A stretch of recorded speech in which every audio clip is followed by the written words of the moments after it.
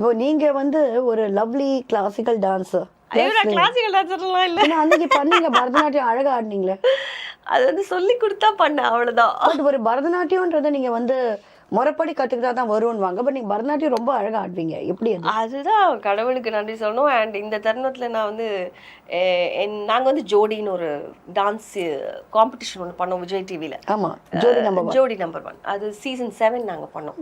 And அதுக்கு முன்னாடி boys vs கேர்ள்ஸ்னு ஒரு டீமாக ஒன்று பண்ணோம். இந்த சைடு சிவகார்த்திகேயன் தேவ் எல்லாம் ஒரு பெரிய டீம், இந்த பக்கம் ஒரு பெரிய டீம் இருந்தாங்க.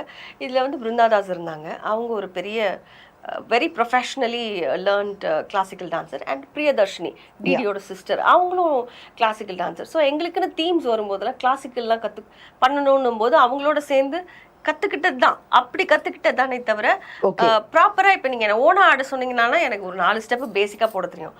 பட் சொல்லி கொடுத்தா ஆடிடுவேன். அப்படி தான் நம்ம பண்ண ப்ராஜெக்டில் வந்து பரமேஷ் சொல்லி கொடுத்தாரு. அதில் ஆடினது வேற ஒன்றும் இல்லை.